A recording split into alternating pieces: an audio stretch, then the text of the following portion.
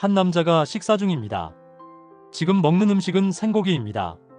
남자의 주변에는 고기의 원래 소유자였을 것 같은 기이한 생물이 죽어 있습니다. 이곳은 연옥입니다.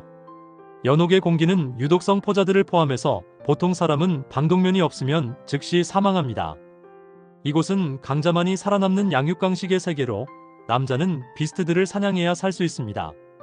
이 남자는 어떤 이유로 이곳에서 지옥 같은 삶을 살아가는 걸까요? 그는 연옥에서 빠져나갈 수 있을까요? 판타지 소설 언터처블 전장의 사신을 통해 알아보도록 하겠습니다. 서원은 특전사 출신으로 미국 레인저를 거쳐 최강의 부대라는 델타포스 대원이 됩니다.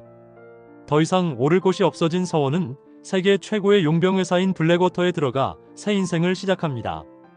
머지않아 서원은 용병 세계의 전설이 됩니다. 50대에 접어들었지만 여전히 현역으로 활약하던 서원은 이라크에서 작전 중 갑작스럽게 죽음을 맞습니다. 어디선가 그를 겨냥하고 날아온 미사일을 피하지 못했던 것이죠. 죽어가는 서원 앞에 거대한 기계 병사들이 나타나고 그의 죽음이 우연이 아님을 암시하는 대사가 오갑니다. 서원을 죽인 인물은 누구이며 왜 죽인 걸까요? 서원은 의식을 되찾습니다. 대기는 녹색으로 물들어 있고 사람이나 건물은 찾아볼 수 없습니다. 서원의 구세주가 된 인물은 사부이자 연인이 된 여성입니다. 사부는 그에게 이노포스의 사용법을 가르칩니다. 이노포스는 비스트를 사냥하고 자신을 지키기 위해 반드시 필요합니다. 서원은 이노포스를 배운 후 과거로 돌아가 부활합니다. 영국의 용병회사 하트그룹에 입사하기 위해 비행기를 타고 가던 중 서원은 비행기를 납치하려던 테러리스트 3명을 제압합니다. 서원은 공로를 인정받아 여왕으로부터 귀족 자귀까지 받고 그 후광으로 하트그룹에 입사합니다. 사이베리아에서의 임무를 성공한 후에는 사내의 라이징 스타가 됩니다. 잘 되는 놈은 넘어져도 돈을 줍는다고 런던에서 오현그룹 회장 가족의 납치를 막고 사건 배후에 일본 정보부와 바이오 닌자들이 존재한다는 사실을 알아냅니다. 거듭된 닌자들의 납치 시도를 무력화한 서원은 이 세상에 비스트가 출현한다는 사실을 알게 됩니다. 비스트는 바이오 솔저 개발의 시작점이기에 전 세계 정부는 암암리에 비스트 처치와 그 과정에서 얻는 재료들 획득에 열을 올리고 있었습니다. 서원이 유명해지자 하트그룹 내외에서 방해 세력들이 움직입니다. 이대로 방관하다가는 전생과 마찬가지로 살해될 게 분명했기에 서원은 오래전 함께 근무했던 존 애킨스를 스카우트하여 작전 기획과 병참을 일임합니다. 후방이 든든해지자 서원은 섀도우 워리어라는 대테러 업무 전문 회사를 세웁니다.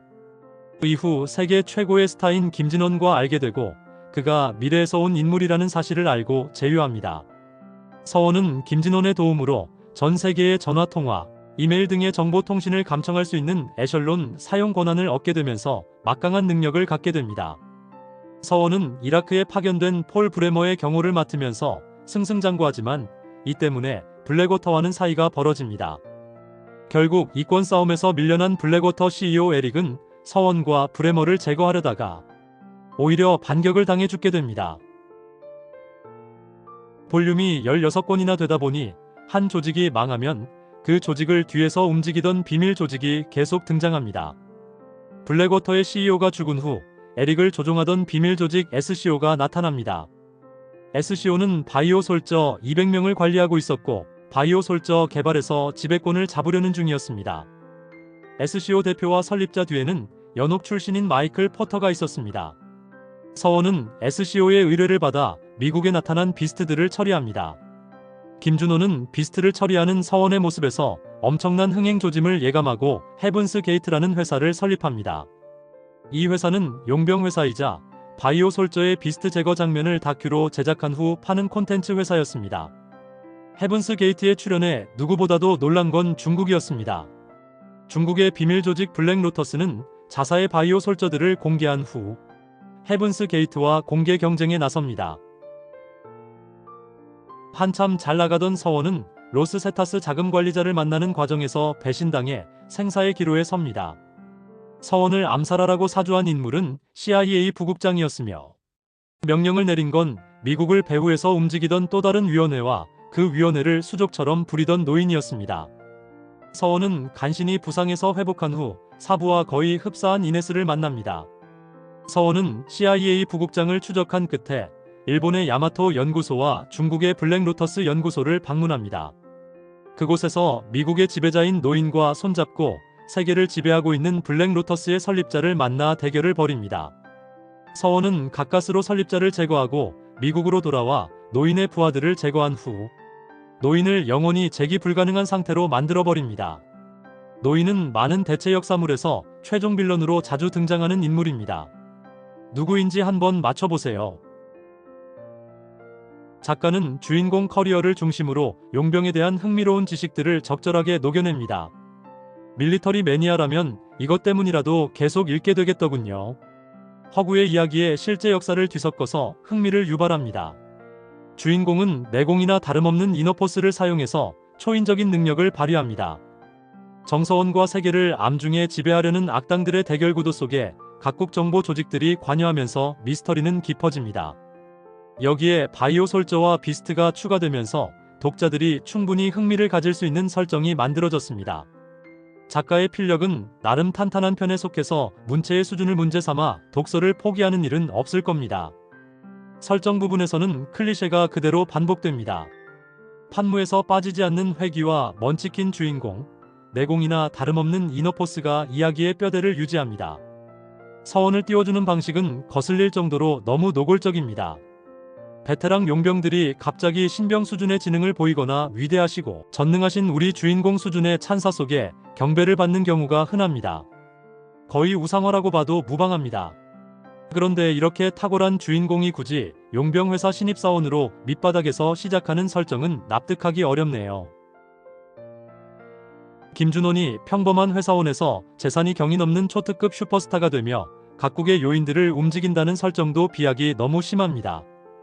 많은 조연들을 능력자인 것처럼 소개하며 등장시키지만 결국에는 서원 혼자 활약할 뿐 이들은 이내 무대에서 사라집니다. 이들은 그저 서원님 최고라고 칭찬과 우상화에 앞장서는 치어리더 역할에 충실할 뿐입니다. 작품 속 최악의 설정은 바이오 솔저가 비스트를 제거하는 과정을 찍어 콘텐츠로 판다는 설정입니다. 어벤져스와 매니지먼트 계약을 맺고 악당들을 제거하는 장면을 영상으로 만들어 영화관에서도 상영하고 OTT로도 판다는 거죠. 여기서는 정말 책을 내려놓고 싶더군요. 소설이라도 아닌 건 아닌데 말이죠. 이 작품에서 가장 중요한 등장인물과 배경에 대한 설명이 생략되어 있습니다. 사부라는 여인, 비스트의 유래, 연옥의 기원에 대한 설명은 단편적으로만 등장할 뿐입니다. 사부가 왜 이넷으로 다시 태어났는지도 애매합니다. 서원이 연옥으로 간 연유와 과거에서 부활한 이유 역시 밝혀지지 않습니다. 연예인 이야기나 지루한 전투 장면들을 줄여서라도 이런 점들을 설명했어야 구성이 더 탄탄해졌을 겁니다. 아예 이야기를 밀리터리 쪽에 집중했다면 사건도 분산되지 않고 설명 부담도 적었을 텐데 비스트니 연옥이니 설명도 하지 않을 개념들을 등장시키면서 글의 방향성이 모호해지고 말았습니다. 이 소설은 무려 16권입니다. 요새 20권 넘는 사례도 적지 않지만 이 정도 내용을 16권이나 읽는다는 건 독자라면 가성비 차원에서 공감하기 어렵습니다. 리뷰가 아니었다면 아마 중간에 내려놓았을 가능성이 높습니다. 작가 입장에서는 연재 분량이 돈이지만 독자 입장에서 본다면 기회비용의 소실이기에 비슷한 사건을 계속 나열하며 분량을 늘리기보다는 공감 가능한 시점에 마무리를 짓는 게 여러모로 훨씬 좋다고 봅니다. 중간중간 이야기 전개와 상관없는 거슬리는 이야기들만 걷어내도 10권 이내로 압축할 수 있었을 겁니다. 정말 오랜만에 이쪽 분야에서 베스트라고 해서 읽었는데 예상을 뛰어넘지는 못했네요.